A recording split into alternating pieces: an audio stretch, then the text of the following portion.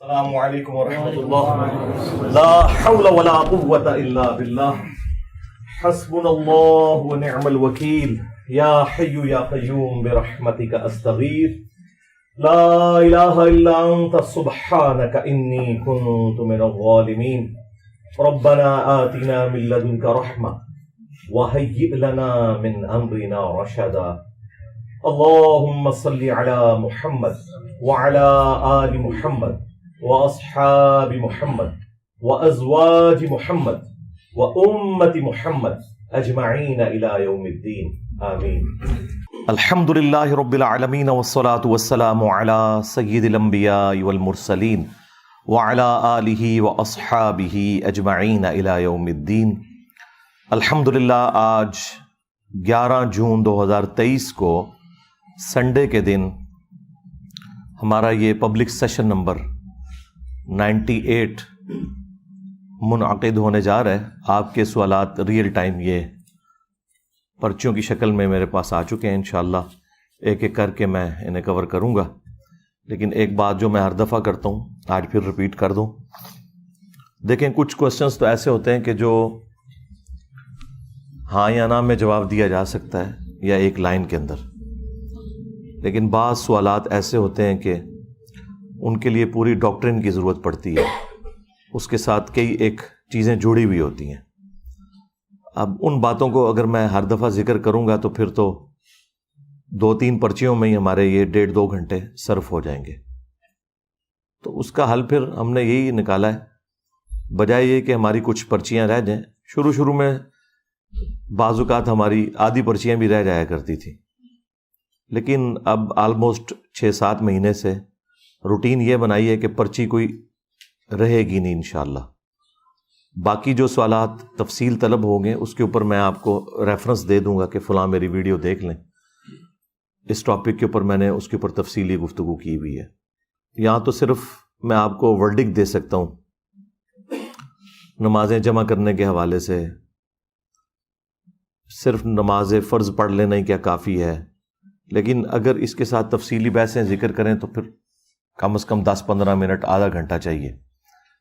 امام کے پیچھے فاتحہ کا مسئلہ، اب یہ وہ مسائل ہیں جو عموماً پبلک پوچھ رہی ہوتی ہے، جو فروعی مسائل ہیں، جو اعمال سے متعلق ہیں. رفع الیدین کا مسئلہ ہو جائے، اس کے اوپر اگر اتنا ٹائم چاہیے تو جو عقائد کے مسائل ہیں، علم الغیب سے متعلق عقیدہ، حیات النبی کا عقیدہ صلی اللہ علیہ وآلہ وسلم، گستاخانہ عبارتوں کے حوالے سے، اسی طریقے سے جو چیزیں خلافت و ملوکیت کے ساتھ جڑی ہوئی ہیں، بنو امیہ کے ساتھ جڑی ہوئی ہیں، اہل البیت علیہم السلام کے ساتھ جڑی ہوئی ہیں.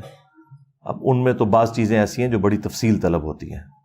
حدیث قرطاس پہ اگر بحث کریں، غدیر خم کے اوپر کریں، جمل صفین نہروان کے اوپر کریں، تو ہر دفعہ تو پھر اتنی تفصیل سے گفتگو نہیں ہو سکتی.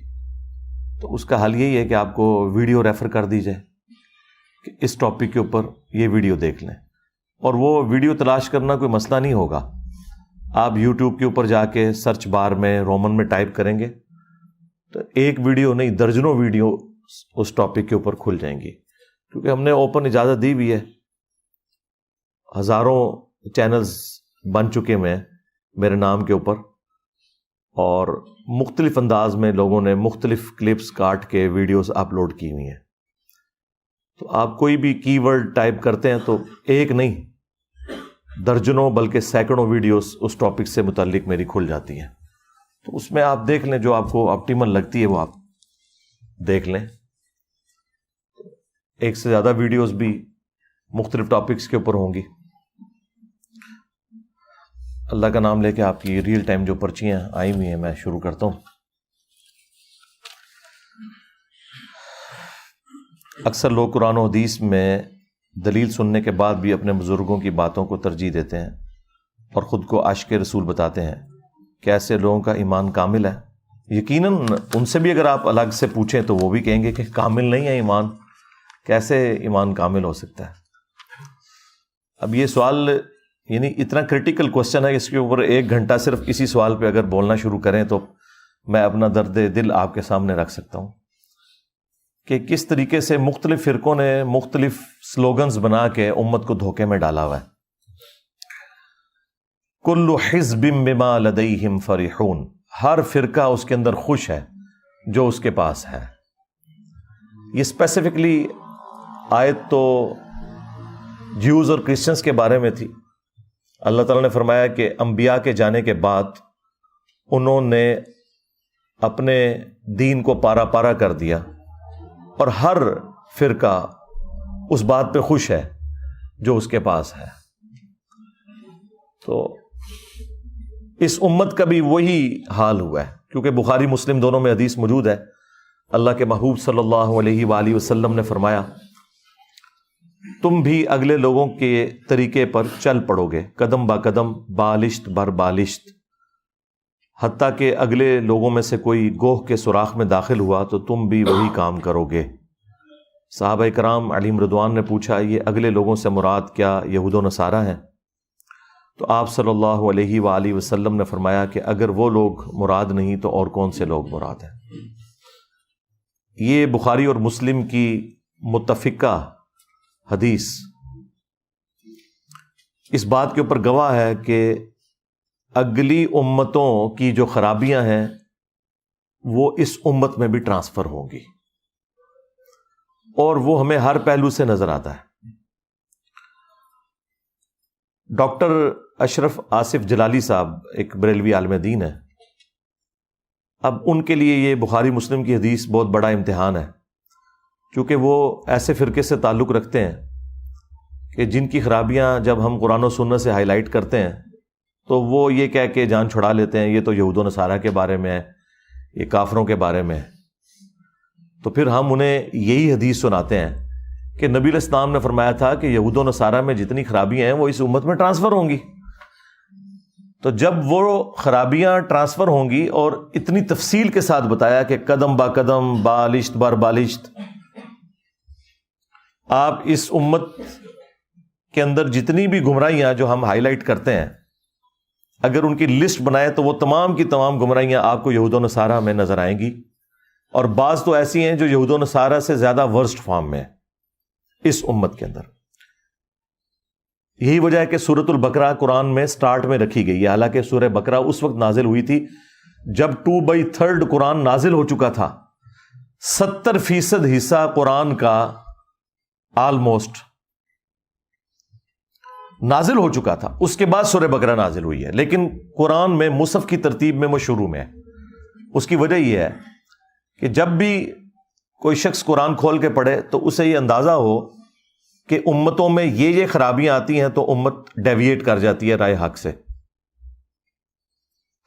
اور اس میں وہ 7 یونیورسل ٹروتھس بھی آئے ہیں سورۃ البقرہ میں. اللہ تعالیٰ نے اسپیسیفکلی یہودیوں کے ریفرنس سے، کیونکہ وہ بھی ایک بہت بڑی امت گزری ہے اپنے زمانے میں، تو وہ بھی مسلمان ہی تھے جب تک انہوں نے جیزس کرائسٹ عیسیٰ ابن مریم کا یا محمد رسول اللہ کا صلی اللہ علیہ وآلہ وسلم انکار نہیں کیا تھا. تو ان کی ایک ایک خرابی اللہ تعالیٰ نے گنوائی ہے، اور اس کے اینڈ پہ ایک ایک یونیورسل ٹروتھ ارشاد فرمایا ہے تاکہ یہ پتہ چل جائے کہ اللہ تعالیٰ کا کوئی رشتہ دار نہیں ہے. اتنی لاڈلی امت کہ جس میں ہزاروں انبیاء آئے، 3 الہامی کتابیں آئیں، تورات، زبور، انجیل، اس کے علاوہ جو صحائف ہیں وہ الگ سے، جو نسلاً ابراہیمی ہیں. ان کے اندر بھی جب خرابیاں آئیں تو اللہ تعالیٰ نے ان پر عذاب کا کوڑا مسلط کر دیا، اور قیامت تک کے لیے ضربت علیہم الذلہ والمسکنہ، وہ قیامت تک کے لیے اللہ تعالیٰ نے ان پر مقدر کر دی. پھر اللہ تعالیٰ نے یہ خیال نہیں کیا کہ یہ انبیاء کی اولاد میں سے ہیں، تو وہ نسبت ان کو کام نہیں آئی. تو ڈاکٹر اشرف آصف جلالی صاحب اس طرح کی احادیث تو ظاہر ہے ان کے لیے ایک بڑی تکلیف دہ ہیں، کیونکہ ان کی پوری ڈاکٹرن اکھڑ جاتی ہے. وہ سال میں ایک دفعہ توحید کانفرنس کرواتے ہیں، اور اس کانفرنس کے اندر انہوں نے توحید بیان نہیں کرنی ہوتی، باقی ہر چیز بیان ہوتی ہے. اور بیان یہ ہوتا ہے کہ ہم نے جو بابوں کی عبادت شروع کی ہوئی ہے، ان کو جو ہم نے مشکل کشا مان لیا ہے، اور وسیلہ اور توسل جو کہ جائز تھا اس کے نام کے اوپر ڈھکوسلا کھڑا کیا ہے، استغاثہ، استعانت، دعائیں مانگنا مرے ہوئے لوگوں سے جو دنیا سے جا چکے ہیں. اللہ کی جنتوں میں زندہ ہیں، دنیا سے ان کا اب کوئی تعلق نہیں ہے۔ تو وہ ساری کی ساری چیزیں یہود و نصارہ کی جو خرابیاں اس امت میں بھی ٹرانسفر ہوئیں شرک کی شکل میں، تو وہ دفاع کرنے کے لیے پھر ان کے پاس آخری حربہ یہی ہوتا ہے کہ یہ تو جی یہود و نصارہ کے بارے میں ساری آیات ہیں، تو صحیح بخاری میں حدیث ہے کہ عبداللہ ابن عمر خوارج کو بدترین مخلوق سمجھتے تھے کہ وہ کافروں والی آیات مسلمانوں پر چسپاں کرتے تھے۔ بالکل ہم کہتے ہیں ہم بھی ایسے لوگوں کو بدترین مخلوق سمجھتے ہیں جو کافروں والی آیات مسلمانوں پر ناحق چسپاں کرتے ہیں۔ اگر حق پر مبنی کریں پھر بالکل درست ہے، اور وہ بریلوی خود بھی کر رہے ہوتے ہیں۔ یہ بہانہ کرنا کہ کافروں والی آیات مسلمانوں پہ نہیں لگ سکتی، یہ آپ دین کے مقدمے کوئی دھڑام سے گرا رہے ہیں۔ یعنی ہم کافروں کو یہ بتائیں گے کہ یہ مسلمانوں کے لیے کتاب نہیں ہے، یہ کافروں کے بارے میں نازل ہوئی ہے۔ یہ تو ہدی للناس ہے، پوری انسانیت کے لیے ہدایت ہے یہ کتاب، وبینات من الہدی والفرقان، اور اس میں ہدایت کے روشن دلائل ہیں، اور یہ حق اور باطل میں تمیز کرنے والی کتاب ہے۔ اور یہ الفرقان کا لفظ رسول اللہ کے لیے بھی آیا۔ صحیح بخاری میں نبی علیہ السلام کے بارے میں یہ رپورٹ ہوا کہ 2 فرشتے ان کے پاس آئے، اور نبی علیہ السلام اس وقت خواب کے عالم میں تھے، اور بخاری کی حدیث ہے کہ انبیاء کے جو خواب ہیں وہ نبوت کا 46واں حصہ ہیں، اسپیسیفکلی انبیاء کے خواب۔ ادر دین انبیاء بھی ہو سکتے ہیں، لیکن نبیوں کے خواب میں شیطان کو بالکل کوئی دخل نہیں ہوتی۔ اسی لیے تو سورہ الصافات میں ہے کہ ابراہیم علیہ السلام کو خواب میں اپنے بیٹے کی قربانی دکھائی گئی تو انہوں نے پریکٹیکلی اس کے اوپر عمل کیا، ورنہ اتنا بڑا ڈیسیژن کہ آپ بچہ اپنا قتل کر دیں، اگر خواب میں شیطان کو دخل ہوتا انبیاء کے تو وہ تو اس طرح کا کام نہ کبھی بھی کرتے۔ تو نبی صلی اللہ علیہ وآلہ وسلم نے خواب میں دیکھا 2 فرشتے آپس میں گفتگو کر رہے ہیں، اینڈ پہ وہ ایک فرشتہ دوسرے سے کہتا ہے محمد فرق بین الناس، محمد فرق ہے دنیا میں حق اور باطل کے اعتبار سے، لوگوں میں فرق کرنے والی ذات محمد کی ہے صلی اللہ علیہ وآلہ وسلم۔ اسی کو تو ہم نے عرض کیا ہے کہ میرے نبی سا ہے ہی کوئی نہیں، تیرے بابے تھے شے ہی کوئی نہیں۔ قرآن بھی الفرقان اور رسول اللہ بھی صلی اللہ علیہ وآلہ وسلم بھی الفرقان، حق اور باطل میں تمیز کرنے والے۔ تو نبی علیہ السلام کی زندگی کی جتنی بھی احادیث ہیں، آپ کے فرامین ہیں، جو قرآن آپ نے ہمیں ٹرانسفر کیا، وہ جسے فٹ اسے گفٹ۔ یہ بہانہ کرنا کہ جی کافروں والی آیات مسلمانوں پہ نہیں لگ سکتی، یہ آپ دین کا مقدمہ گرا رہے ہیں، اس کا تو بڑا خطرناک رزلٹ نکلے گا۔ یہ تو اس طریقے سے ہے کہ کوئی شخص یہ کہنا شروع کر دے کہ جو ٹریفک پولیس کے اندر بھرتی لوگ ہیں، اگر وہ اشارہ توڑ دیں تو ان کے اوپر کوئی گرفت نہیں ہے، یہ صرف ان لوگوں کے لیے ہے جو ٹریفک پولیس میں نہیں۔ جب آپ یہ بات کریں گے تو پتہ کیا ہوگا، جو ٹریفک پولیس کا ہیڈ ہے وہ کہے گا کہ اگر میرے کسی بندے نے توڑا اس کو تو میں ڈبل جرمانہ کروں گا، کہ تو ٹریفک پولیس میں ہو کے ٹریفک کے قوانین کو توڑ رہا ہے تو تو نے اگلوں کو کیا بتانا ہے۔ تو مسلمان اگر قرآن و سنت کی تعلیمات کے خلاف چلے، وہ کافروں کو کس طرح اس کتاب کا پابند کر سکتا ہے جبکہ وہ خود اس کتاب کے مطابق عمل نہ کرے گی؟ یہی رزلٹ نکال رہے ہیں نا یہ کہ جی آیات کافروں کے بارے میں، یعنی مسلمان کام چک کے رکھیں، صرف کافروں کو ہم کہیں گے کہ انہوں نے یہ توحید کے اندر کرپشن کر لی، یہ انہوں نے انبیاء کی توہین کر لی، یہ ہم نے صرف کافروں کے اوپر چسپاں کرنی ہے۔ اور بات کرنا وہ بخاری سے عبداللہ ابن عمر کا قول، بھائی عبداللہ بن عمر نے بالکل ٹھیک فرمایا، خوارج صحابہ کرام کے اوپر کافروں والی آیات لگا رہے تھے، وہ تو جرم کر رہے تھے نا، صحابہ کرام میں تو وہ خامیاں موجود نہیں تھیں۔ انہوں نے مولا علی علیہ السلام کو کافر کہا، نعوذ باللہ، خوارج نے، تو ظاہر ہے کہ جو کافروں والی آیات تھی وہ مولا علی کے اوپر اگر کوئی لگائے گا تو ہم اسے گمراہی سمجھیں گے نا، اسے کافر ہی سمجھیں گے نا، وہ بدترین مخلوق ہی ہوگا نا۔ لیکن اگر کسی شخص کے اندر منوان وہ خرابیاں موجود ہیں تو اب ہم اسے قرآن سے ہی حوالہ دیں گے نا، اگرچہ قرآن میں شان نزول کچھ بھی ہو، اس سے کوئی فرق نہیں پڑتا، جسے فٹ اسے گفٹ۔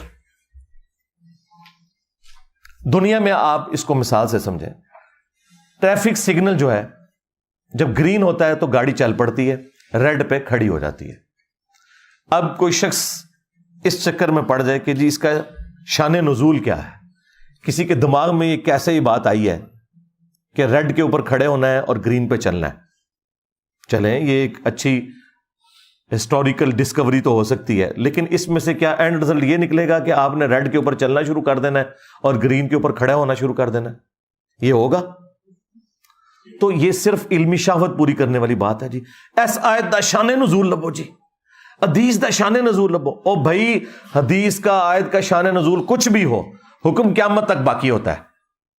اگر تیمم کی آیات نازل ہوئی ہیں نا، وہ صحیح بخاری میں آیا کہ سیدنا ابو بکر صدیق رضی اللہ تعالیٰ عنہ کو کچھ صحابہ آ کے کہتے ہیں کہ یہ آل ابی بکر کی برکت ہے کہ تیمم کی آیات نازل ہوئی جب سیدہ عائشہ کا وہ ہار گھوم گیا تھا اور ایسی جگہ پڑاؤ تھا کہ وہاں پانی ارینج نہیں ہو سکا، تو تیمم کی آیات نازل ہوئی.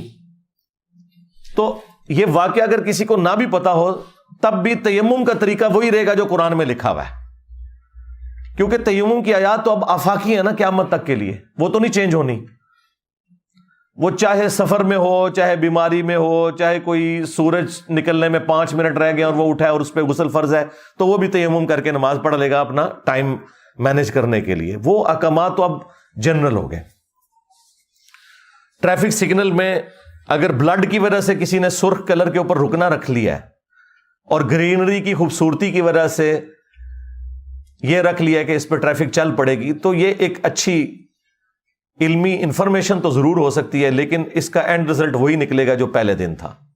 یہ اصل میں جو ہمارے بریلوی مکتب کے لوگ ہیں یا اہل تشیع مکتب کے لوگ، ان کے جو سٹانچ قسم کے علماء ہیں، وہ پبلک کو دھوکہ ان چیزوں کے اوپر دیتے ہیں کہ نہیں جی نہیں، یہ دیکھنا ہے کہ کافروں کے بارے میں آیات ہیں یا مسلمانوں کے بارے میں. تو اللہ کے بندوں، اس وقت تو کامل الایمان مؤمنین تھے. بہت کم باتیں ہی ہماری ایسی ہوں گی جو ہم ان کے بارے میں ثابت کر سکیں گے، زیادہ تر تو منافقین کے بارے میں ہوں گی یا کافروں کے بارے میں. تو پھر قرآن جو ہے اس کا مطلب ہے اس کو پھر 500 صفوں سے ہم 5 صفوں کے اوپر لے آئیں؟ یہ کتنی نان سینس بات ہے. حالانکہ پریکٹیکلی بریلوی خود یہ سب کچھ کر رہے ہوتے ہیں. وہ میں آپ کو بعد میں مثالیں دیتا ہوں کہ کہاں کہاں یہ کر رہے ہوتے ہیں.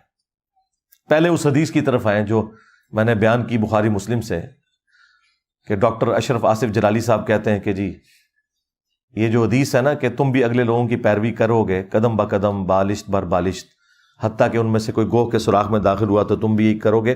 تو ان کا یہ حدیث تو ٹھیک ہے، بخاری مسلم میں ہے، لیکن اس سے مراد یہود و نصارہ کا فیشن ہے. اچھا، یہ قرآن میں کہاں لکھا ہوا ہے کہ یا حدیث کے اندر کہ جو یہود و نصارہ کے فیشن والی آیتیں ہیں، ہائے میں صدقے جاواں کہ دماغ اس گل آئی ہے، اور جو ان کے فیشن والی حدیثیں ہیں وہ آپ مسلمانوں پہ لگا سکتے ہو، اس وقت تم لوگ جو ہے خوارج کی طرف بدترین مخلوق نہیں ہوگے؟ کیوں لگاؤ گے؟ تو وہ آپ کو کہیں گے نہیں، جسے فٹ اسے گفٹ، آئے ہو نا داڑھ تھلے ہون. ہاں، وہ کہتے ہیں فیشن کے بارے میں، ویسے نہیں. کیونکہ دیکھیں نبی الاسلام نے فرمایا، ابو داؤد میں حدیث ہے، من تشبہ بقوم فہو منہم، جس نے جس قوم کی مشابہت اختیار کی وہ ان میں ہی شمار ہوگا. تو اس سے مراد ظاہر ہے وہ فیشن کی طرف اشارہ تھا. اچھا جی، وہ فیشن کیا ہے؟ کہیں گے جی پینٹ شرٹ ٹائی. حالانکہ پینٹ شرٹ اور ٹائی کا کوئی لینا دینا ہی نہیں یہود و نصارہ کے ساتھ. پینٹ شرٹ اور ٹائی جو ہے وہ ہندو بھی استعمال کرتے ہیں، سکھ بھی کرتے ہیں، جیوز بھی کرتے ہیں، کرسچن بھی کرتے ہیں، سارے کرتے ہیں. اس کا تعلق کسی مذہبی ایکٹیویٹی کے ساتھ ہے ہی نہیں ہے. اس کے اوپر تو یہ چیزیں فٹ ہی نہیں ہوتی. اچھا، اور ان کا دین من تشبہ بقوم فہو منہم، وہ پینٹ سے شروع ہو کے ٹائی پہ ختم ہوتا ہے. اور جو 76 موبائل انہوں نے بڑے بڑے رکھے ہوئے اسمارٹ فون مریدوں کے پیسوں کے، یہ اجمیشی والوں نے بنائے، یہ بغداشی والوں نے بنائے یہ موبائل، یہ بھی تو یہود و نصارہ نے بنائے ہوئے. اس وقت بھی کاروبار ان کے ہاتھ میں ہے. تو اس سے مشابہت لازم نہیں آتی. اور جو پیچھے باڈی گارڈ رکھے ہوئے ہیں جنہوں نے بڑی بڑی وہ کلاشنکوف پکڑی ہوئی ہیں، بریلی شریف کی بنی ہوئی، ہاں، وہ یہود و نصارہ کا فیشن نہیں ہے. اور پھر آ کے یہاں پہ فٹ کریں گے. اور بھائی فیشن کا معاملہ نہیں ہے، ہر وہ چیز جو کسی بھی قوم کی یا مذہب کی مذہبی ایکٹیویٹی میں ہے اور وہ اسلام کے خلاف ہے، اسے اڈاپٹ کرنے میں یہ چیز فال کرے گی. اور دوسرا جو عقائد ہیں وہ بھی فال کریں گے. اب میں ان کو ان کی زبان میں جواب دوں گا. انہوں نے کہا تھا نا شان نزول آیات اور احادیث کا پیش کریں, تو سن لیں. یہ جو حدیث ہے نا بخاری مسلم کی کہ تم بھی یہود و نصارہ کے طریقے پہ چل پڑو گے قدم با قدم بالشت بار بالشت, اس کا شان نزول بھی موجود ہے جامعہ ترمذی کے اندر. جامعہ ترمذی میں ایک حدیث موجود ہے, مشکات کے اندر بھی, اور امام ترمذی نے خود اس حدیث کو صحیح کہا ہے کہ غزوہ حنین کے موقع پر فتح مکہ کے بعد آلموسٹ 3-4 مہینے کے بعد, یہ مشرکین عرب سے آخری جنگ تھی نبی علیہ السلام کی اور صحابہ کرام کی. غزوہ حنین کے موقع پر اللہ کے محبوب علیہ السلام اپنے صحابہ کے ساتھ ایک جگہ سے گزر رہے تھے, تو راستے میں ایک درخت آیا جسے ذات انوات کہا جاتا تھا, اور مشرکین عرب کا یہ عقیدہ تھا کہ جو بھی اس کے ساتھ اپنا اسلحہ ٹچ کر لے یا اپنی تلوار تھوڑی دیر کے لیے اس درخت پہ لٹکا لے, اسے جنگ میں فتح ہو جائے گی. بعض صحابہ کرام نے حضور سے یہ کہہ دیا, یا رسول اللہ آپ بھی ہمارے لیے کوئی ایسا درخت مقرر کر دیں کہ ہم بھی اس سے برکت حاصل کر لیں. اندازہ کریں یہ بات صرف سننا تھی, نبی علیہ السلام نے اس بات کے اوپر فتویٰ کیا لگا دیا. وہ آپ سنیں گے تو آپ کو پتہ چل جائے گا کہ یہ لوگ کتنا دھوکہ دیتے ہیں کہ جی یہ آیات جو ہیں وہ کافروں کے بارے میں, مسلمانوں پہ بھی نہیں لگ سکتی. نبی علیہ السلام نے کافروں والی باتیں اپنے صحابہ کے اوپر خود لگا دی. آپ نے کہا سبحان اللہ, اس میں محذوف تھا عما یشرکون, اللہ پاک ہے ہر اس شرک سے کہ جو لوگ اس کی طرف منسوب کرتے ہیں. آپ نے فرمایا تم نے تو آج وہی بات کر دی جو موسیٰ کے ماننے والوں نے کر دی تھی, کہ جب وہ سمندر سے پار لگے, سورۃ الاعراف آیت نمبر 138 کی تلاوت کی نبی علیہ السلام نے, اور انہوں نے ایسی قوم کو پایا جو بتوں پر اعتکاف کیے ہوئے تھی. تو انہوں نے کہا اے موسیٰ آپ بھی ہمارے لیے اللہ کا کوئی بت مقرر کر دیں, ہم اس پر دھیان کر کے اعتکاف کریں. تو موسیٰ علیہ السلام نے کہا کہ میں ایسی جاہل قوم سے اللہ کی پناہ میں آتا ہوں کہ جو یہ شرکی ایکٹیویٹیز کی طرف مائل کر رہی ہے. تو نبی علیہ السلام نے وہ لوگ جنہوں نے اللہ کا بت مانگا تھا ان بت پرستوں کی طرح, ان کے ساتھ تشبیہ دے دی اپنے صحابہ کرام کی ڈیمانڈ کو. سمجھ رہے ہیں نا بات, سمجھ رہے ہیں نا؟ ہاں میں ہی سمجھا سکنا تو. پھر آپ نے فرمایا تم بھی اگلے لوگوں کے پیچھے چل پڑو گے قدم با قدم بالشت بار بالشت, جو خرابیاں ان میں آئی تم میں بھی آئیں گی. تو اب مجھے بتائیں یہ جو بخاری مسلم کی حدیث ہے یہ فیشن کے بارے میں نکلی یا عقیدوں کے بارے میں؟ اور عقیدے بھی کون سے؟ جو شرک کی طرف لے جانے والے تھے. حالانکہ صحابہ کرام نے وہ بت نہیں مانگا تھا, نہ کوئی درخت مانگا تھا جس کی عبادت کریں. یہ لادہ بات ہے کہ آج کئی مزارات ہیں جن پہ درخت لگے ہیں, اس کے ساتھ لوگ ٹاکیاں باندھتے ہیں جس طرح کے مشرکین عرب اپنا اسلحہ لٹکایا کرتے تھے. صحابہ کرام نے صرف کہا کہ ہم برکت حاصل کریں گے. صحابہ کرام کے بارے میں آپ شرک کا سوچ بھی نہیں سکتے, لیکن نبی علیہ السلام نے ان کی اس ایکٹیویٹی کو اس طرف کہا کہ تم نے بھی یہی کام شروع کر دینا ہے. یعنی تم سے مراد امت محمدیہ. صحابہ کرام کو تو اسپیشل پروٹیکشن تھی نا, بخاری مسلم میں کہ مجھے اپنے بعد تم سے شرک کا خوف نہیں. جو یہی ڈاکٹر اشرف جلالی صاحب دھوکہ دیتے ہیں, جی آپ نے فرمایا مجھے امت سے شرک کا خوف نہیں. واہ واہ, امت سے شرک کا خوف نہیں ہے تو امت نے تو ایک جعلی پیغمبر کھڑا کر لیا, اتنا بڑا غلام احمد قادیانی دجال. کیا رسول اللہ کے ساتھ شرک نہیں کیا؟ علی اللہ کہنا شروع کر دیا, کیا شرک نہیں کیا؟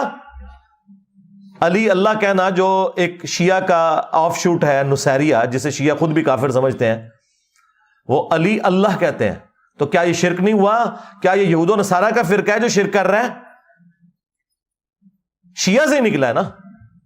قادیانی فرقہ جو کفر کے اندر مبتلا ہوا سنیوں سے ہی نکلا ہے نا.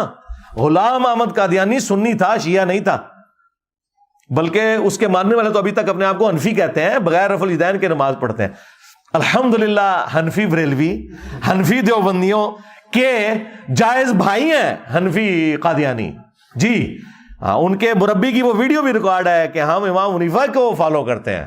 جی We follow generally Imam Abu Hanifa's fatwa were very largely accepted by the ulama, And unless we find reasons to disagree with him, we would generally follow the fiqh Hanafiya. Investigate personally, directly. The overbearing principle should be that you follow Hazrat Imam Abu Hanifa. This is the entire attitude of Jamaat-e-Ahmadiyya. قرآن و سنت کو وہ بھی نہیں follow کرتے. اور یہاں انہوں نے مشہور کیا ہوا ہے, کوئی بیچارہ رفع الیدین سنت کے مطابق نماز شروع کر دے, انہوں کہتے ہیں اے قادیانی ہو جائے گا. اور قادیانی تو تھوڑے بھرا نے, ہاں چشتی رسول اللہ, اشرفی رسول اللہ, ہاں ہوں سمجھ آئی تھے کتنے بھرا نے ہو, اور نماز بھی انہاں لی تھوڑی بغیر رفع الیدین دے. اور جو بخاری مسلم کے طریقے کے مطابق جو نبی الاسلام کا مبارک طریقہ ہے رفع الیدین سے نماز پڑھتا ہے, وہ کیسے قادیانی ہو سکتا ہے؟ اس کی تو کوئی بات بھی قادیانیوں کے ساتھ میچ نہیں کرتی. تمہاری تو نماز بھی قادیانی والی, تمہارے بزرگوں نے کلمے پڑھائے چشتی رسول اللہ, اشرفی رسول اللہ. آج خیر ہمارے ڈر کی وجہ سے کہہ رہے ہیں کتاباں چینج ہو گئی ہیں, آئے ہو نا داڑھ تھلے. ہاں 10 سال پہلے تو تسی مناظرے کرتے پھرتے سو. خواجہ نے کیا فرمایا؟ سنو کہ میں کون ہوں اور کیا ہوں. محمد الرسول اللہ صلی اللہ علیہ وسلم کے دربار کے کمینے غلاموں میں سے ایک ہوں, کمینے غلاموں میں سے ایک ہوں, کمینے غلاموں میں سے ایک ہوں. ہاں دفاع کرتے تھے شتیہات کے نام پہ, ٹھیک ہے جی, معرفت کے نام کے اوپر. آج انجینئر کے ڈر کی وجہ سے اپنے بزرگوں کو ہی چھوڑ کے بھاگ گیا ہے. ہم نے یہ تو سنا تھا کہ باندری دے جدو پیر سڑ دے نا وہ بچے دیں دی اپنے تھلے. بندریا کے اگر پاؤں جلے نا تو وہ اپنے بچوں کو پاؤں کے نیچے لے لیتی ہے. یہ چھوٹے وہ باندر نے جتنے اپنے بابے پیر تھلے دیتے ہیں کہ جی نہیں ان کا کوئی تعلق نہیں اس کے ساتھ. ہاں ایسے پیر ساڑے نے میں دے. بس تسی ہوں پتہ کیا کرنا ہے, ایک وڈی بوتل رکھنی 1.5 لیٹر دی, ہاں ایک چپساں دا پیکٹ, تے انجوائے کرنا ہے انہاں دی چیخاں نو انشاءاللہ تعالی. ہاں جدوں یہ اپنے بندراں نو تھلے دے رہے ہون گے نا, چھوٹے چھوٹے باندر وڈے باندراں نو, بنو امیہ دے بندر, تو اب یہ ہر چیز سے بھاگے میں. تو یہ میں نے آپ کو بتایا کہ یہ شان نزول کا یہ بالکل دھوکہ دیتے ہیں, بالکل انہوں نے فراڈ مچایا ہوا ہے, خود یہ سب کچھ کر رہے ہوتے ہیں. یہ میں نے نبی الاسلام سے آپ کو مثال دی کہ اللہ کے نبی الاسلام نے کفری ایکٹیویٹیز والی بات اپنے صحابہ کرام کے اوپر لگا دی کہ تم نے وہی کام کیا ہے. پھر آپ نے امت کو کیا ترغیب دی؟ مسند احمد میں حدیث موجود ہے, آپ دعا کیا کرتے تھے اللہم لا تجعل قبری وثنا یعبد, اے اللہ میری قبر کو ایسا بت نہ بننے دینا کہ لوگ اس کی پرستش شروع کرتے. رسول اللہ نے اپنی قبر مبارک جو ہمیں ہمارے ماں باپ اولاد ہر چیز سے بڑھ کر اس پلانٹ ارتھ پہ اگر آپ کوئی پوچھے نا میرے لیے سب سے زیادہ کوئی متبرک جگہ ہے تو وہ رسول اللہ کی قبر مبارک ہے, اس وجہ سے کہ نبی الاسلام وہاں تشریف فرمائے. نبی الاسلام اپنی قبر کو کہہ رہے ہیں بت. اللہم لا تجعل قبری وثنا یعبد, اے اللہ میری قبر کو ایسا وثن ایسا بت نہ بنانا کہ لوگ اس کی پوجا شروع کر دیں. نبی الاسلام نے توحید اسٹیبلش کرنے کے لیے اپنی قبر کو بت سے تشبیہ دے دی, اور یہاں لوگ قبروں کے بارے میں بے فکر ہوئے ہیں. پھر بخاری میں حدیث کہ دیکھنا میری شان کو اس طرح بلند نہ کرنا جس طرح نصارہ نے اپنے پیغمبر کو بڑھا دیا تھا, یعنی عیسیٰ ابن مریم کو. میں اللہ کا بندہ اور اس کا رسول ہوں, مجھے اللہ کا بندہ اور اس کا رسول ہی کہنا. محمدن عبدہ ورسولہ, اور ہم یہی کہتے ہیں الحمدللہ. تو نبی الاسلام نے امت کو بھی آگے سے ترغیب دلائی. پھر امت نے ترغیب کیسے پکڑی؟ بخاری مسلم دونوں میں حدیث ہے. اما عائشہ سلام اللہ علیہا کہتی ہیں کہ نبی الاسلام کے آخری دن چل رہے تھے اور آپ کے پاس پانی کا ایک برتن رکھا ہوا تھا. آپ تکلیف کی وجہ سے بار بار اپنے چہرے اقدس سے چادر ہٹاتے اور پھر اس پانی سے اپنے جسم پہ کچھ مل کے بخار کی شدت کو ٹھنڈا کرتے اور بار بار یہ کہتے لعن اللہ الیہود والنصارى اتخذوا قبور انبیاءہم مساجدہ, اللہ کی لعنت ہو یہود و نصارہ پر, انہوں نے اپنے نبیوں کی قبروں کو سجدہ گاہ بنا لیا تھا. نبی الاسلام کی آخری وقت کی ٹینشن یہ ہے کہ میری امت میرے ساتھ کوئی ایسا معاملہ نہ کرے.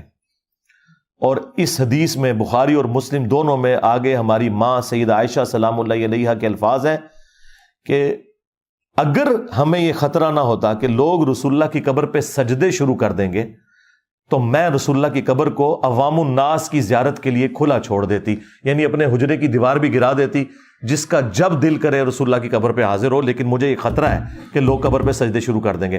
اماں عائشہ کو تو کسی نے نہیں کہا کہ جی بعد میں تو بریلویوں نے اور شیعہ نے یہ معاملات آگے لے کے چلنے ہیں کہ جی امت میں شرک آنا ہی کوئی نہیں ہے، تو تمہیں نہیں پتا کہ شرک نہیں آئے گا، وہ چیز ہی کچھ اور تھی۔ اس کے لیے میری تفصیلی ویڈیو ہے، مجھے تم سے شرک کا خوف نہیں، یہ میں نے تفصیلی ویڈیو ایک ریکارڈ کرائی ہے، وہ آج میرا ٹاپک نہیں ہے۔ پھر بخاری اور مسلم دونوں میں موجود ہے، نبی علیہ السلام کا آخری وقت چل رہا ہے اور حضور کی 3 بیویاں آپ کے پاس بیٹھی ہوئی ہیں، سیدہ ام سلمہ، سیدہ ام حبیبہ اور سیدہ عائشہ رضی اللہ عنہن وعلیہم السلام اجمعین۔ ان میں سے 2 تو ایسی ہیں جو سینئر ہیں اور انہوں نے ہجرت مدینہ سے پہلے ہجرت حبشہ بھی کی ہوئی ہے، ام سلمہ نے بھی اور ام حبیبہ نے بھی۔ اس وقت خیر وہ ام المومنین نہیں تھی، اپنے ایکس ہسبینڈز کے عقد میں تھی وہ، تو انہوں نے نبی علیہ السلام کی موجودگی میں گفتگو کرتے ہوئے کہا کہ جب ہم حبشہ ہجرت پہ گئے تھے نا تو وہاں ہم نے ماریہ نام کا ایک گرجا دیکھا تھا جہاں پہ کچھ تصویریں لٹکی ہوئی تھی۔ بخاری مسلم کے الفاظ ہیں کہ حضور تکلیف کی وجہ سے، اور آپ کا آخری وقت آیا ہوا ہے، تکلیف کے عالم میں بھی ایک دم جب یہ بات سنی نا تو فوراً آپ متوجہ ہوئے۔ آپ نے فرمایا ان کی یہی تو خرابی تھی، جب ان کا کوئی نیک بندہ یا پیغمبر مر جاتا تھا نا تو وہ اس کی قبر کے اوپر تصویریں لٹکا دیتے تھے، مسجدیں بنا لیتے تھے، پھر پوجا شروع کر دیتے تھے۔ قیامت کے دن وہ لوگ بدترین مخلوق ہوں گے۔ آپ کے پیغمبر کو آخری وقت میں ٹینشن یہ ہے کہ امت اپنے پیغمبر کے ساتھ یہ کام نہ کرے، اور آج امت نے پیغمبر کو تو چھوڑ دے، جعلی بابوں کے ساتھ وہ عقیدے وابستہ کر لیے میں۔ مسلم شریف میں حدیث موجود ہے، جندب رضی اللہ تعالیٰ عنہ کہتے ہیں کہ نبی علیہ السلام سے ان کی وفات سے 5 دن پہلے میں نے یہ بات سنی تھی خود، کہ دیکھنا اگلے لوگوں میں سے جب کوئی بندہ فوت ہو جاتا تھا، کوئی پیغمبر فوت ہو جاتا تھا تو لوگ اس کی قبر پہ سجدے شروع کر دیتے تھے، میرے ساتھ تم نے یہ کچھ نہیں کرنا، میں تمہیں منع کرتا ہوں۔ یار کسی بریلوی نے جو ادھر موجود تھے حضور کے زمانے میں، حضور کو یہ نہیں کہا یا رسول اللہ آپ نے تو خود ہی کہا امت نے شرک نہیں کرنا، یہ آپ کو آخری وقت میں ٹینشن کیوں پڑی ہوئی ہے؟ حضور کو پتا تھا کہ یہ ساری خرابیاں امت میں آئیں گی۔ یہ 3 میں نے آپ کو اتنی میجر باتیں بتا دی ہیں نبی علیہ السلام کے ریفرنس سے، 3 سے بھی خیر زیادہ ہو چکی ہیں، 5 ہو چکی ہیں۔ اب آگے چلیں، آگے چل، ہاں آگے بخاری میں لکھا ہوا ہے کہ جب سیدہ عائشہ سلام اللہ علیہا جنگ جمل کے لیے روانہ ہوئی تو ایک صحابی کہتے ہیں میں نے ارادہ کیا کہ میں عائشہ کا ساتھ دوں علی کے خلاف، لیکن جنگ جمل کے دنوں میں مجھے حضور کی ایک حدیث نے نفع پہنچایا اور میں ایسا کام کرنے سے رک گیا۔ اب ذرا صحابی کے الفاظ آپ نے سننے ہیں کہ وہ حدیث کون سی ہے۔ وہ کہتے ہیں کہ میں نے نبی علیہ السلام سے خود یہ بات سن رکھی ہے کہ جو قوم اپنی امارت، اپنی حکومت، اپنے معاملات کسی عورت کے سپرد کر دے وہ کبھی کامیاب نہیں ہو سکتی۔ اور پھر ساتھ وہ صحابی کہتے ہیں یہ بات آپ نے اس وقت ارشاد فرمائی تھی جب کسرا کے لوگوں نے ایک عورت کو اپنا حکمران بنا لیا تھا۔ یہ وہی عورت تھی جو حضرت عمر کے دور میں جس کو شکست ہوئی اور پرشین امپائر گری قادسیہ کے اندر سعد ابن ابی وقاص کے ہاتھوں، اس وقت وہی عورت حکمران تھی۔ تو جب وہ حکمران بنی تو نبی علیہ السلام اس وقت دنیا میں موجود تھے، تو آپ نے فرمایا یہ قوم کبھی فلاں نہیں پائے گی، انہوں نے اپنی امارت ایک عورت کے سپرد کر دی ہے۔ اب مجھے بتائیں وہ عورت تو یہود و نصارہ بھی نہیں، آتش پرست، آگ کی پرستش کرنے والے لوگ تھے، کافر تھے، اور صحابی وہ کافروں والی آتش پرستوں والی حدیث فٹ کس کے اوپر کر رہے ہیں؟ حضرت عائشہ کے اوپر۔ دیکھا آپ نے؟ ہاں ان کو میں ہی جواب دے سکتا ہوں۔ ہوں تو گل کتنے گئی کہ جی وہ کافراں والیاں گلاں مسلمانوں تے نہیں لگ سکدیاں، اور لا کے ہمیں بخاری سے عبداللہ بن عمر کا قول پیش کرتے ہو۔ عبداللہ بن عمر نے بالکل ٹھیک کہا کہ خوارج نہ حق فٹ کر رہے تھے مولا علی اور ان کے ساتھیوں کے اوپر۔ اگر حق پہ مبنی فٹ کی جائے پھر کوئی حرج نہیں ہوتا، جس طرح اس صحابی نے کیا۔ انہوں نے کہا میں عائشہ کا ساتھ اس لیے نہیں دے رہا کیونکہ حضور نے کہا تھا کہ عورت کے حوالے جب سپردگی ہو جائے حکومت کی وہ کامیاب نہیں ہوتی، کیونکہ کسریٰ کے لوگوں نے ایک عورت کو حکمران بنا لیا. ایک آتش پرست عورت جب حاکمہ بنی، اس کی مثال سیدہ عائشہ کے حوالے سے فٹ کر کے وہ صحابی حضرت عائشہ سلام اللہ علیہا کی سپورٹ سے پیچھے ہٹ گئے. اس کا مطلب ہے صحابہ اکرام کا بھی یہی عقیدہ تھا جو انجینئر صاحب کہہ رہے ہیں، کیا؟ جسے فٹ اسے گفٹ. آمدہ تجھی گل کرو شان نزول دی. ہاں اچھا یاد رکھیں ایک چیز کانٹیکسٹ ہوتی ہے، کانٹیکسٹ کو آپ نے ضرور فالو کرنا ہے، وہ اس کے بغیر بات سمجھ نہیں آتی. کانٹیکسٹ کو فالو کرنا ضروری ہے، جس کو آپ اردو میں کہہ لیں سیاق و سباق، وہ دیکھنا ضروری ہے، کیونکہ اس کے بغیر پھر گمراہی پھیل جاتی ہے، کیونکہ اس کا مس یوز یہ لوگ پھر اس اعتبار سے بھی کرتے ہیں. اچھا یہاں تو یہ ماننے کے لیے تیار نہیں ہوتے نا، اور جب ان کی اپنی باری آتی ہے پتہ ان کی حالت کیا ہے، وہ کہتے ہیں جی قرآن میں لکھا ہے وَلَوْ أَنَّهُمْ إِذْ ظَلَمُوا أَنفُسَهُمْ جَاءُوكَ، سورہ النساء آیت نمبر 64. جب اپنی جانوں پر ظلم کر بیٹھو تو رسول اللہ کے پاس حاضر ہو، پھر حضور آپ کے لیے دعا کریں گے تو آپ کی مغفرت ہو جائے گی. ہم کہتے ہیں یار اس کا کوئی لینا دینا ہی نہیں ہے حضور کی قبر اطہر پہ جا کے مانگنے کے ساتھ، یہ آپ لوگ کیا کر رہے ہیں؟ وہ کہتے ہیں نہیں نہیں قرآن کی آیات آفاقی ہیں. واہ واہ واہ واہ. جب ہم توحید کے حوالے سے آپ کے اوپر گرفت کریں پھر آپ کو عبداللہ بن عمر کا قول یاد آ جائے، اور جب ہم یہاں بات کریں تو پھر آپ کہیں گے جی آفاقی ہیں. دیکھیں ایک ٹکٹ میں دو مزے کرتے ہیں، میں نے ان کے دونوں ہی مزے خراب کر دیے، نہ یہ مزہ کرنے دوں گا نہ یہ. تو پھر ہم انہیں سمجھاتے ہیں کہ بالکل ہم آپ کے ساتھ ہیں، قرآن کی آیات آفاقی ہیں لیکن سیاق و سباق کے ساتھ، کانٹیکسٹ کے ساتھ. شان نزول کو چھوڑ دیں، وہ کیا تھا، سیاق و سباق کیا ہے اس کا، تو وہ قرآن کے اندر موجود ہوتا ہے. سیاق و سباق باہر نہیں ہوتا، شان نزول باہر ہوتا ہے. کانٹیکسٹ جو ہے وہ قرآن کے اندر ہے، وہ سمپل کانٹیکسٹ ہے. سورہ النساء میں منافقین کے بارے میں ذکر ہو رہا ہے جو اوپر سے کلمہ گو تھے اندر سے کافر تھے. نبی علیہ السلام ان کے صحابہ کو، اہل البیت کو اپنی زبانوں سے تکلیفیں دیتے تھے. کبھی حضور سے فیصلہ کرواتے تھے، پسند نہ آیا تو جا کے طاغوت کے پاس فیصلہ کروا لیتے تھے. یہودیوں سے انہوں نے دوستیاں گانٹھی ہوئی تھی، اوپر سے کلمہ گو تھے، قانوناً صحابہ بھی تھے وہ.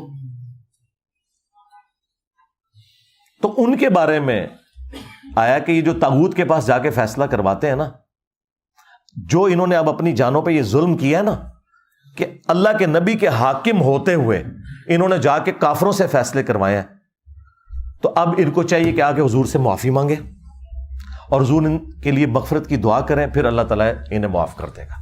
اب مجھے بتائیں اس سے کیا تعلق ہے کوئی شخص قبر رسول سے جا کے مانگنا شروع کر دے صلی اللہ علیہ وآلہ وسلم؟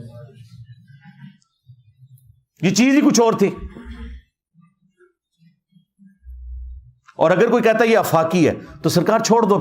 پھر ہم یہ بات کریں گے کہ جب خلافت کا جھگڑا ہوا جو بخاری مسلم میں آیا، جھگڑے سے مراد ہے علمی اختلاف، کوئی وہ تلواریں نہیں نکلی، سقیفہ بنی ساعدہ والا. تو حضرت ابوبکر اور حضرت علی کو تو وام بھی نہیں آیا کہ جی قرآن میں آیا کہ اپنے فیصلوں میں آپ نے رسول اللہ کو حاکم ماننا ہے، جو سورہ النساء کی آیت نمبر 65 ہے، اور 64 میں آیا کہ رسول اللہ کی بارگاہ میں حاضر ہو اور ان سے مغفرت کرواؤ. تو آئیں قبر رسول سے جا کے فیصلہ کروا لیتے ہیں. اور قبر رسول تک تو بات ہی نہیں پہنچی تھی، نبی علیہ السلام کی تو میت مبارک 3 دن تک باہر رکھی رہی ہے، چونکہ صحابہ کرام نے جنازہ پڑھنا تھا آپ کا ٹولیوں کی شکل میں. ہاں جماعت کے ساتھ نہیں ہوا، ٹولیوں کی شکل میں ہوا ہے. یہ الگ سے میری اس پہ ویڈیو ریکارڈ ہے. تو اس وقت حضور سے تو کسی نے مشورہ نہیں کیا کہ یا رسول اللہ آپ تو ابھی قبر اطہر کے اندر نہیں گئے ہیں، تو قرآن میں آیا کہ اپنے فیصلوں میں حاکم ماننا ہے آپ کو، تو آپ فیصلہ کریں، آپ کا سکسیسر کون ہے آپ کے بعد. صحابہ کو یہ پتہ ہی نہیں تھا کہ یہ کام بھی کرنا ہوتا ہے. تو انہوں نے تو آفاقی نہیں بنایا، ایسے کہتے ہیں آفاقی نے. ہاں جی ہاں اللہ کے نبی دنیا میں موجود ہوں، ہم اپنا ہر دنیا اور آخرت کا مسئلہ حضور کے سامنے پیش کریں گے، بالکل ڈائریکٹ حضور سے ہی مانگیں گے جا کے. وہ مسلم میں نہیں آتا ایک صحابی حضور کو وضو کروایا کرتے تھے، سیدنا ربیہ رضی اللہ تعالیٰ عنہ، سمندر رحمت جوش میں آپ فرمایا سل ربیہ مانگ کیا مانگتا ہے، اور انہوں نے تیاری کر کے بیٹھے تھے. ان کا یا رسول اللہ جنت میں آپ کا پڑوس مانگتا ہوں. میرے خیال اس سے بڑی کوئی دعا ہو ہی نہیں سکتی تھی. ایک دعا اس سے بڑی ہے وہ پوری نہیں ہو سکتی کہ اے اللہ مجھے پیغمبر بنا دے، یا رسول اللہ آپ اللہ سے سفارش کریں اور میں پیغمبر بن جاؤں. یہ سب سے بڑی کوئی دنیا میں کسی کی ڈگری ہو سکتی ہے نا تو یہ ہے کہ وہ اللہ کا پیغمبر ہو. اس کے بعد اگر کوئی ڈگری ہے اس کائنات میں تو یہ ہے کہ وہ اللہ کے نبی علیہ السلام کا پڑوسی بن جائے جنت میں. اگر آپ کے علم میں اس سے بڑی کوئی ڈگری ہے تو مجھے بتا دیں. تو نبی علیہ السلام نے فرمایا پھر کثرت سجود سے میری مدد کر. یعنی تو بھی یہ نہیں ہے کہ بھائی میں خالی دعاؤں ہی کراں گا, جو کچھ بھی ہے تیرے محبوب کی امت سے کثرت سجود سے میری مدد کر. یعنی فرض تو تو نے پڑھنے ہی پڑھنے ہیں, اس کے علاوہ بھی نفلی باتوں میں ہمیشگی کر. میں پھر سفارش کروں گا کہ یہ بڑا لائق سٹوڈنٹ ہے میرا, تو اے اللہ تو اس کو پڑوسی کر دے میرا جنت میں. کثرت سجود سے میری مدد کر. اس پہ میں پھر اکثر بولا کرتا ہوں کہ ہم ربیہ والا عقیدہ رکھتے ہیں کہ ہمیں نبی علیہ السلام کا جنت میں پڑوس چاہیے. اور یہ صوفیوں کے ماننے والے ان کے عقیدے رابعہ والے ہیں. اور رابعہ جو ہے نا وہ ایک عورت تھی نا, ادھی کلندری کہتے ہیں یہ اس کو, کیونکہ عورت ہی کہتے ہیں ادھا کلندر سن ہو, 2.5 کلندر ہوئے یہ ادھے کلندر سن. تو یہ رابعہ ایک عورت تھی, یہ تابعین کے دور کے اندر, بلکہ تبع تابعین کے دور میں آلموسٹ. تو اس کے بارے میں کہتے ہیں ایک ہاتھ میں اس کے آگ تھی اور ایک میں پانی, اور اس نے کہا میں آگ سے جنت کو جا کے جلا دوں گی اور پانی سے جہنم کو بجھا دوں گی تاکہ لوگ اللہ کی محبت میں اس کی عبادت کریں. اور لوگ تلے کہتے ہیں سبحان اللہ, لعنت اللہ ہے تو اڑے عقیدے ہوتے ہوئے. کیا یہ جنت کی لالچ شیطان نے دیا یا اللہ نے؟ جنت اللہ کی رحمت کا مقام نہیں ہے. کیا اللہ کے رحمت کے مقام کی اس طرح توہین کرنا کہ میں اسے آگ لگا دوں گا, تو انہوں تو کسی نے کھنگڑ نہیں دینا, آگ لگ دی ہے انج. کیا یہ اللہ کی توہین نہیں ہے؟ جہنم کا ڈر کیا اللہ اور اس کے رسول نے نہیں سنایا؟ کیا اس بات کے اوپر ٹونٹ کی جا سکتی ہے؟ جعلی عقیدے. قرآن میں تو سورہ سجدہ میں آیا کہ ہمارے نیک بندے وہ ہیں کہ جو خوف اور طمع دونوں کے ساتھ اللہ کو پکارتے ہیں. انہیں خوف بھی ہے آخرت کے دن کا اور جنت کی لالچ بھی ہے. یہ لالچ کوئی بری نہیں ہے, یہ وہ نہیں ہے جو لالچ بری بلا ہے, نہیں, یہ لالچ وہ ہے کہ جو ہر مسلمان کو کرنی چاہیے, کیونکہ قیامت کے دن جنت کا حصول اس لیے بھی ضروری ہے کہ رسول اللہ بھی جنت میں ہوں گے اور اللہ کا دیدار جو سب سے بڑی نعمت ہے وہ بھی جنت میں ملے گی. اس کے لیے جنت جانا ضروری ہے. ہاں, یہ تو اسی طریقے سے ہے کوئی شخص کہے کہ یا اللہ میں ڈائریکٹ تیرے ساتھ ہوتا ہوں, مجھے کسی پیغمبر کی ضرورت نہیں, نعوذ باللہ, تو ہم اسے کہیں گے نہیں, اللہ نے اپنے تک پہنچنے کا ذریعہ, وسیلہ, توسل, واسطہ پیغمبروں کو بنایا. جو بندہ پیغمبر کے بغیر اللہ تک پہنچے گا وہ اللہ تک نہیں پہنچے گا, کیونکہ اللہ نے خود اڈاپٹ کیا نا. اللہ چاہتا تو پیغمبروں کے بغیر بھی کر سکتا تھا, اللہ تو پیغمبروں کا محتاج نہیں ہے. تو یہ چیزیں پوری ڈاکٹرن میں سمجھا کریں, یہ پک اینڈ چوز کر کے تو دھوکے دیتے ہیں. تو آپ دیکھیں اس صحابی نے وہ والی حدیث پکڑ کے سیدہ عائشہ کے اوپر لگائی تو کسی نے اس کے اوپر فتویٰ نہیں لگایا. اب آ جائیں آخر میں آپ کو بتاتا ہوں, بریلوی خود بھی یہی کام کرتے ہیں. ہر گستاخ رسول کو یہ حرامی کہتے ہیں, چاہے وہ پوری زندگی بریلوی رہا ہو. ان کی مت ماری ہوئی ہے کہ ایک بندہ بریلوی تھا تو حلالی تھا, ساتھ ہی وہ بندہ چینج ہوا تو اسے کہتے ہیں حرامی, اور واپس آ جائے پھر حلالی. تو ان سے پوچھیں کیوں؟ وہ کہتے ہیں قرآن میں لکھا ہے نا گستاخ رسول حرامی ہوتا ہے. بعد ذالک زنیم, ولید ابن مغیرہ کے بارے میں, خیر اس میں اختلاف ہے, لیکن چلیں ہم یہ والا معنی مان لیتے ہیں ان کا کہ آؤٹ آف ویڈ لاک پیدا ہوا تھا. حضرت خالد ابن ولید کا جو باپ تھا اس پہ اللہ کا بڑا غصہ ہے, کیونکہ وہ بڑا سمجھدار تھا, اس کے باوجود اس نے جان بوجھ کے نبی الاسلام کا انکار کیا. تو وہ کہتے ہیں دیکھیں وہ اس کے بارے میں آیا نا, تو اس کا مطلب ہے جو بھی گستاخ رسول ہے وہ بعد ذالک زنیم. ہم کہتے ہیں بھی خالد ابن ولید کا والد تو کافر تھا. تم جن لوگوں کو کہہ رہے ہو بعد ذالک زنیم, وہ تو خود بریلوی رہے ہیں. چلو مسلمان نہیں کہتا, مسلمان تو تم مانتے ہی نہیں کسی کو, بریلوی رہے ہیں. پھر پتہ آپ کو کیا کہیں گے, نہیں جی جڑا بھی گستاخ ہوئے نا اس سے وہ چیزیں فٹ ہو جان گیا. اچھا, تھوڑی دیر پہلے جب ہم آپ کو کہتے تھے کہ یہ جو شرک والی آیات ہیں مسلمانوں پہ بھی فٹ ہوں گی, تو پھر تم لوگ کہتے تھے کہ خوارج بدترین مخلوق تھے, وہ کافروں والی آیات مسلمانوں پہ لگاتے تھے. ایک ٹکٹ میں کتنے مزے کرو گے؟ میں تمہیں ایک مزہ بھی نہیں کرنا دوں گا, دونوں کے دونوں کیا, تینوں کے تینوں کیا, چاروں کے چاروں تمہارے ختم کر دوں گا مزے. جب اپنے پہ پڑتی ہے نا پھر ان کو سمجھ آتی ہے. پھر میلاد کے ہر جلسے جلوس کے اندر آپ کو ایک آیت یہ بیان کریں گے، قل ان کنتم تحبون اللہ فاتبعونی یحببکم اللہ، اے نبی ان سے فرماؤ اگر تم اللہ سے محبت کے دعوے دار ہو پھر میری یعنی رسول اللہ کی اتباع کرو، اللہ بھی تم سے محبت کرے گا اور تمہارے گناہوں کو معاف کر دے گا۔ یہ سب لوگ پڑھتے ہیں، تو یہ مسلمانوں کے بارے میں تو نازل نہیں ہوئی ہے، یہ تو یہودیوں کو کہا گیا تھا جو کہتے تھے کہ ہم اللہ سے محبت کرنے والے ہیں اور نبی الاسلام کا انکار کرتے تھے۔ تو اللہ تعالیٰ نے فرمایا جب تک میرے نبی کی اتباع نہیں کرو گے نا تو یہ اللہ سے محبت کا دعویٰ تمہارا بالکل جھوٹا ہے، جب تک رسول اللہ کو نہیں مانتے ہو صلی اللہ علیہ وآلہ وسلم۔ یہ تو یہودیوں کے بارے میں آیات تھیں، تم نے پکڑ کے میلاد کے جلسوں میں اپنی بریلوی پبلک پہ خود لگا رہے ہوتے ہو، اس وقت نہیں شرم آتی کہ کافروں والی یاد مسلمانوں پہ لگا رہے ہو؟ پھر وہ آپ کو کیا کہیں گے، نہیں نہیں یہ جسے فٹ اسے گفٹ۔ آج بھی اگر کوئی مسلمان بھی ہے وہ اللہ کے ساتھ محبت میں مخلص اس وقت ہوگا جب وہ رسول اللہ کی اتباع کرے گا۔ ہاں اس کا مطلب ہے یہود و نصارہ والی آیات مسلمانوں پہ لگ سکتی ہیں، کیونکہ جب جرم ایک جیسا ہوگا نا پھر آپ نے سزا ایک جیسی سنانی ہے۔ ظاہر ہے صحابہ کرام کو تو نہیں اللہ تعالیٰ کہہ رہا تھا کہ تم اگر اللہ سے محبت کے دعوے دار ہو تو میرے نبی کی پیروی کرو، اور اللہ کے بندو صحابہ کرام کا تو دین رسول اللہ سے سٹارٹ ہوتا تھا اور اللہ تک پہنچتا تھا، انہوں نے تو حضور کو ماننا ہے تو اللہ کو ماننا ہے، ان کو تو یہ بتانے کی ضرورت ہی نہیں ہے کہ آپ نے حضور کی اتباع کرنی ہے۔ لاجیکل سپیکنگ انہوں نے تو نبی الاسلام کی وجہ سے اللہ تعالیٰ کو پہچانا تھا۔ پہلے تو وہ لوگ کون تھے؟ بت پرست تھے، ان کو تو اللہ کا تعارف ہی حضور کی وجہ سے ہوا، ان کو تو اللہ نے نہیں کہنا تھا نا، یہودیوں کو کہا جا رہا تھا۔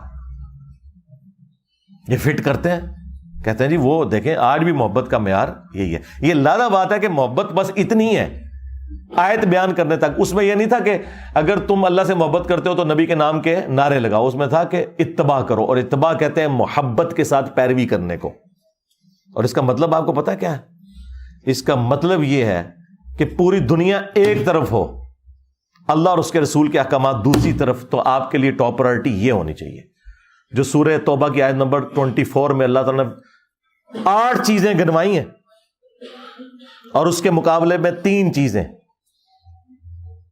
دنیا کی ساری چیزیں 8 چیزوں میں گنوا کے اللہ تعالیٰ نے کہا کہ یہ اگر چیزیں بھاری ہوگی نا ان 3 چیزوں سے، کس سے؟ اللہ اور اس کے رسول کی محبت اور اللہ کی راہ میں جہاد کرنے سے، پھر اللہ کے عذاب کا انتظار کرنا۔ اللہ اور اس کے رسول سے بڑھ کے کوئی چیز نہیں ہو سکتی۔ اور بخاری مسلم دونوں میں حدیث ہے کہ اس نے ایمان کی حلاوت چکھ لی جس میں 3 نشانیاں ہیں۔ نمبر 1 اللہ اور اس کے محبوب علیہ السلام اسے پوری دنیا میں سب سے بڑھ کر محبوب ہوں۔ نمبر 2 کفر کی طرف لوٹایا جانا اس کے لیے اتنا ہی مشکل ہو جائے جتنا زندہ آگ میں جلایا جانا۔ اور نمبر 3 اس کی دوستی اور دشمنی کا معیار صرف اللہ کی ذات ہو۔ ہاں، اور پھر بخاری مسلم کی وہ حدیث، تم میں سے کوئی شخص اس وقت تک مؤمن ہی نہیں ہو سکتا جب تک کہ میں اسے اس کے ماں باپ اولاد سب لوگوں سے بڑھ کر عزیز نہ ہو جاؤں۔ اور اس کا کلائمیکس بخاری کی وہ حدیث جو حضرت عمر اور نبی علیہ السلام ایک دفعہ چہل قدمی کر رہے تھے، حضرت عمر نے حضور کا ہاتھ اپنے ہاتھوں میں پکڑ کے لاڈ کرتے ہوئے کہا یا رسول اللہ آپ مجھے اس دنیا میں اپنی جان کے سوا باقی ہر چیز سے بڑھ کر محبوب ہیں۔ اپنی طرف سے انہوں نے بہت مارکا مارا، بخاری کے الفاظ ہیں، آپ نے فرمایا نہیں عمر بلکہ تیری جان سے بھی بڑھ کر۔ ان کا یا رسول اللہ آپ مجھے میری جان سے بھی بڑھ کر عزیز ہیں۔ آپ نے فرمایا ہاں اب عمر تمہارا ایمان مکمل ہوا ہے۔ تو اس میں نعرے مارنا نہیں ہے، اتباع کرنا ہے، اور اتباع کہتے ہیں محبت پلس اطاعت کو۔ صرف محبت کوئی چیز نہیں، صرف اطاعت کوئی چیز نہیں، دونوں چیزیں۔ اور ان کا حال کیا ہے وہ مجھے اب دیکھیں، یہ پرچی سے 1 گھنٹہ آلموسٹ ہونے والا کیفیت میرے پہ تاری ہوئی ہے۔ وہ پرچی کیا تھی جی؟ عاشق رسول بتاتے ہیں اپنے آپ کو۔ تو ان کا عشق رسول کا یہ حال ہے کہ آپ انہیں آیت پیش کریں، حدیث پیش کریں، یہ کہتے ہیں جی بزرگ فرماتے ہیں۔ پھر میں نے یہی کہنا نا بابے دشاہی کوئی نہیں، ظاہر ہے اللہ رسول کے مقابلے میں یہ جو حدیث ہے کہ تم مومن ہی نہیں ہو سکتے جب تک کہ میں تمہیں تمہارے ماں باپ اولاد سب لوگوں سے بڑھ کر عزیز نہ ہو جاؤں، تو پھر نبی علیہ السلام کے مقابلے پر ماں باپ ہوں، ماں باپ کوئی شاہی نہیں، سیدھی سی بات ہے۔ مولوی کٹنگ کلپ تاکہ تیری پھر کتے علی ہو پہ، پوری دنیا کوئی چیز ہی نہیں، بھی بچے تو شاہی کوئی نہیں، بابے تو شاہی کوئی نہیں اللہ اور اس کے رسول کے مقابلے کے اوپر۔ تو ان کے عشق رسول کا حال آپ دیکھ لیں، ان کے سامنے آپ آیت حدیث پیش کریں، وہ کہتے ہیں نہیں بزرگوں کو نہیں سمجھ آیا قرآن و حدیث. اور سرکار نہیں سمجھ آیا نا، سمجھ لو نا، سمجھ رہے ہیں نا، کوئی نہیں سمجھ آیا. ان لوگوں کو نہ کانٹیکسٹ کا پتہ، نہ شان نزول کا پتہ، ان چیزوں کو اس طریقے سے مکس کر کے دھوکہ دیتے ہیں. صحیح بخاری میں موجود ہے، حضرت عمر فاروق رضی اللہ تعالیٰ کے دور میں جب قحط پڑتا تو وہ دعا کرتے، اللہم انا کنا نتوسل الیک بنبینا، اے اللہ پہلے تیرے نبی کے ذریعے ہم تیری طرف توسل اختیار کرتے تھے، اب ہم تیرے نبی کے چچا کو لے کے آئے ہیں، ان کی دعا کی برکت سے بارش نازل فرما. حضرت عمر نے عقیدہ دے دیا کہ وسیلہ اور توسل یہ ہے کہ جو بندہ آپ کے سامنے موجود ہے آپ اسے جا کے دعا کروائیں. کیا رسول اللہ کا مرتبہ وفات کے بعد کم ہو گیا؟ نہیں، بڑھتا جا رہا ہے. وَلَلْآخِرَةُ خَيْرٌ لَكَ مِنَ الْأُولَىٰ، آپ کا ہر آنے والا لمحہ گزرے ہوئے سے بہتر ہے. آج کی ڈیٹ میں جو حضور کا مرتبہ ہے نا، وہ اس سے بڑھ کر ہے جو نبی علیہ السلام کی اپنی مبارک زندگی میں تھا. کیونکہ ان 1400 سال میں جو اللہ نے درود ان پر بھیجا، اللہم صلی علی محمد وعلی آل محمد، اور جو فرشتوں نے بھیجا، اور سب سے بڑھ کر جو کروڑوں نہیں اربوں لوگ نبی علیہ السلام کے دین کے پیروکار ہوئے، ان تمام لوگوں کے اعمال کا ثواب بھی تو حضور کو پہنچ رہا ہے نا، ہاں، صدقہ جاریہ کے طور پر. تو آج کی ڈیٹ میں جو حضور کا مرتبہ ہے، تو کیا حضرت عمر کے دور میں مرتبہ ختم ہو گیا تھا؟ نہیں، انہوں نے امت کو عقیدہ دیا. یہ کیا کرتے ہیں؟ حدیثیں پکڑتے ہیں حضور کی مبارک زندگی کی اور لگاتے ہیں پھر بعد میں، یا کو وہ جعلی روایت جو ابن کثیر نے نقل کی، اس کے اوپر میں نے پورا پوسٹ مارٹم کیا، قبر رسول پہ جا کے مانگنا. وہ کہتے ہیں جی وَلَوْ أَنَّهُمْ ظَلَمُوا أَنفُسَهُمْ جاؤ کا پڑھا تھا. اور سرکار اس نے کیا پڑھا تھا؟ وہ تو روایتی مصنف ابن ابی شیبہ کی آمش کی تدریس کی وجہ سے ضعیف ہے. جو بخاری میں لکھا ہے وہ تو حضرت عمر کہہ رہے ہیں جب تک تیرے نبی موجود تھے ہم ان کے ذریعے دعا کرواتے تھے، وسیلہ اختیار کرتے تھے، اب چچا کو لے کے. حضرت عمر سے بڑھ کے کسی کو عقیدے پتہ ہے؟ بخاری میں حدیث ہے، ایک صحابی کی پنڈلی کی ہڈی ٹوٹ گئی، انہوں نے اپنی پگڑی اس پہ باندھی، حضور کے پاس آئے، حضور نے کسی کام سے بھیجا ہوا تھا. آپ نے پوچھا یہ کیا ہوا؟ رسول اللہ واپسی پہ قلعے سے چھلانگ لگائی تو ہڈی ٹوٹ گئی تو میں نے اپنی پگڑی باندھ لی. آپ فرمایا ادھر کر، ہاتھ پھیرا، بالکل ٹھیک ہو گیا. وہ کہتے ہیں اس طرح ہو گئی کہ جس طرح کبھی ٹوٹی نہیں تھی. تو سرکار آج جو بھی کوئی مسئلہ ہمیں درپیش ہوگا تو ہم قبر رسول پہ نہیں جائیں گے. ہاں حضور اگر دنیا موجود ہو ہم ضرور جائیں گے. اس فرق کو سمجھیں. ورنہ اگر کوئی عاشق رسول ہے تو اپنی ہڈی توڑوائے پھر پنڈلی کی. اگر ایک بریلوی کی پنڈلی کی ہڈی ٹوٹنے سے پوری دنیا کے مسلمانوں کے عقیدے صحیح ہوتے ہیں تو کوئی مہنگا سودا ہے؟ ویزا ہم لگوا دیتے ہیں. یہ آپ بات کریں گے کہتے ہیں جی کعبے جا کے ٹھیک کرا لو نا بندہ. وہ کعبے والے کا تو دعویٰ ہی نہیں ہے، اس نے تو دنیا کو اسباب سے جوڑا ہوا ہے. کعبے والے نے کہاں کہا ہے کہ 100 دفعہ بسم اللہ پڑھنے سے تو بھوک ختم ہو جائے گی اور 100 دفعہ دروشی پڑھنے سے پیاس ختم ہو جائے گی؟ کعبے والے نے تو کعبے کی بے حرمتی اس وقت ہوتے دیکھی جب یزید کے دور میں چڑھائی ہوئی. کعبے والے نے تو حسین ابن علی کو مظلومانہ شہید ہوتے ہوئے دیکھا. دنیا کو اللہ تعالیٰ نے اسباب کے ساتھ جوڑا ہے، مسلمانوں کی ڈیوٹی لگائی ہوئی ہے. ہاں یہ آپ کا عقیدہ ہے کہ بزرگ بابوں نے جو ہے وہ دنیا سنبھالی ہوئی ہے. ہاں اللہ نے یہ کہیں نہیں کہا کہ میں نے دنیا سے اعتبار سے سنبھالی ہوئی ہے کہ میں انٹروین کروں گا. نہیں، اللہ نے اپنے معاملات جو جن معاملات میں ہمیں آزادی دی ہوئی ہے وہ ہم پہ چھوڑے ہیں کہ آپ نے اپنی آخرت کی فکر کرنی ہے. اللہ نے کبھی انٹروین نہیں کرنا. وہ ایک ابرا کے لشکر کو ایک دفعہ ہی ہلاک کیا ہے اس لیے کہ اس سال کو ایک یادگار سال بنانا تھا. حضور کی پیدائش کا سال تھا، عام الفیل والا. ورنہ تو یزید نے چڑھائی کی، حجاج ابن یوسف نے چڑھائی کی. یزید کے دور میں خانہ کعبہ ڈیمیج ہو گیا. بخاری مسلم میں آیا کہ قرب قیامت میں ایک پتلی ٹانگوں والا حبشی کعبے کی اینٹ سے اینٹ بجا دے گا، کوئی حفاظت نہیں ہوگی. ہاں ایک جگہ صرف آیا بخاری مسلم میں کہ دجال کعبے میں داخل نہیں ہوگا اور مدینے میں داخل نہیں ہوگا. بس اتنی گارنٹیاں آئی ہیں. آپ کے بزرگوں نے تو ساری گارنٹیاں اٹھائی ہوئی ہیں. کتنے نے ہونا میرے بعد ڈر کے لک گئے میرا خیال ہے کدھر. ہاں تو یہ کیا عقیدے آپ نے امت کو دیے میں؟ اللہ سے ڈر جائیں. چیز کہاں کی ہوتی ہے اور کہاں جا کے فٹ کرتے ہیں. اور عشق رسول کا یہ حال ہے کہ قرآن کی آیت حدیث آپ کو کوئی بارڈر ہی نہیں کرتے. اور قرآن میں کیا آیا ہے؟ لا ترفعوا اصواتکم فوق صوت النبی، اپنی آوازوں کو بھی نبی کی آواز سے بلند نہ کرنا. اور بخاری میں اس کا شان نزول موجود ہے. بڑا شوق جو نا شان نزول سننے کا، سنو. بخاری میں موجود ہے کہ حضرت ابو بکر و عمر آپس میں گفتگو کرتے ہوئے حضور کی موجودگی میں، رسول اللہ کے ساتھ کوئی بدتمیزی نہیں کی، ان کے ساتھ کوئی تل کلامی نہیں ہوئی، آپس میں باتیں کرتے ہوئے ایک معاملے میں اختلاف ہوا. ایک قبیلہ مسلمان ہوا تھا. نبی علیہ السلام کی عادت تھی کہ جب کوئی قبیلہ مسلمان ہوتا تھا نا تو ایک فوکل پرسن مقرر کرتے تھے تاکہ بعد میں اس تک کمیونیکیشن کی جائے اور وہ باقی قبیلے کو پہنچا دے. تو حضرت ابوبکر نے مشورہ دیا کہ یا رسول اللہ یہ فلاں شخص جو ہے یہ سب سے بہترین بندہ ہے, اس کو آپ فوکل پرسن مقرر کریں.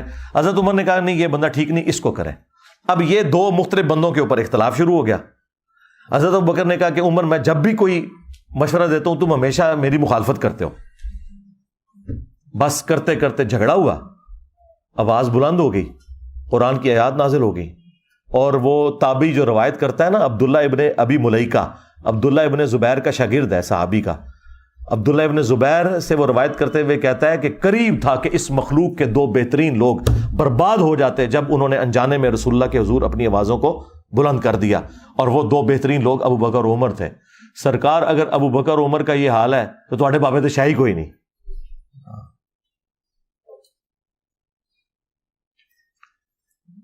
تو جب یہ آیات نازل ہوئی کہ جنہوں نے حضور کی آواز سے بھی آواز بلند کی ان کے اعمال اکارت ہو جائیں گے, انہیں خبر بھی نہیں ہوگی, یعنی توبہ کی توفیق بھی نہیں ملے گی.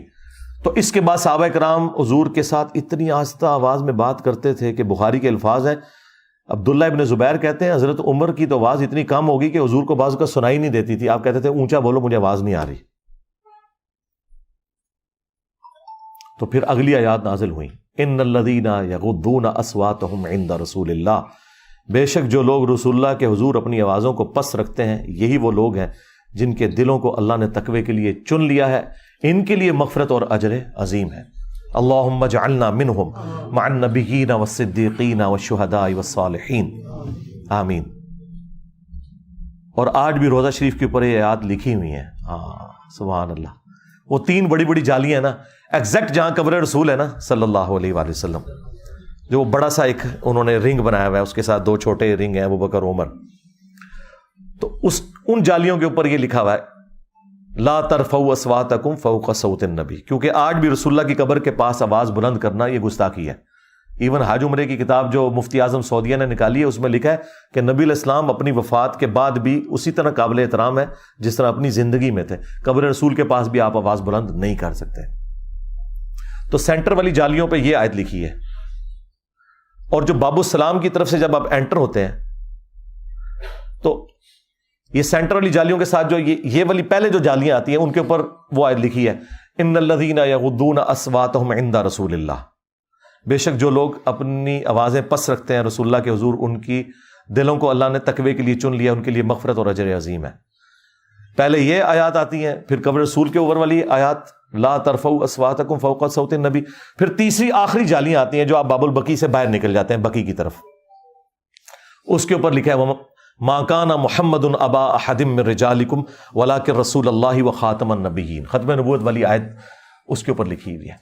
اب تو انہوں نے بڑی خوبصورت کر کے نئی وہ ساری بنا دی ہے کنسٹرکشن, اور ترکیوں کے دور میں بھی یہی تین آیات لکھی ہوئی تھی, انہوں نے اسی کا ہی ریپلیکا بعد میں بنایا.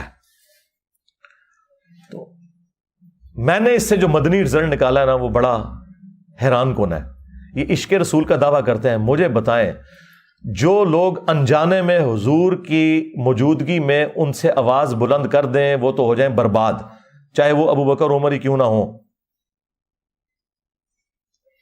اور جو لوگ حضور کی بات کے اوپر کسی اور بابے کی بات کو ترجیح دیں, جو نبی علیہ السلام کے فرمان کے مقابلے پر اپنے بزرگ بابے لے آئیں, وہ برباد نہیں ہوں گے, ان کی دنیا بھی برباد میرے ہاتھوں, ہائے ہائے ہائے ہائے, اور آخرت بھی برباد اللہ کے ہاتھوں. میرے ہاتھوں برباد ہوئی ہے نا, میں بار بار جب یہ کہتا ہوں کہ میرے نبی سا ہے ہی کوئی نہیں, تیرے بابے تھے شاہی کوئی نہیں, تو یہی بتا رہا ہوتا ہوں کہ اگر حضرت ابو بکر عمر رضی اللہ تعالیٰ عنہما وعلیہم السلام انجانے میں آواز بلند کریں تو اللہ تعالیٰ کہہ رہا ہے تمہارے بھی اعمال میں اکارت کر دوں گا. اس وقت تو چلے معافی ہو گئی. تو جو رسول اللہ کے مقابلے پر کسی بزرگ بابے کے قول کو بلند کر دے, اس سے پرائورٹی دینا شروع کر دے, وہ اس سے بڑا گستاخ رسول ہوگا.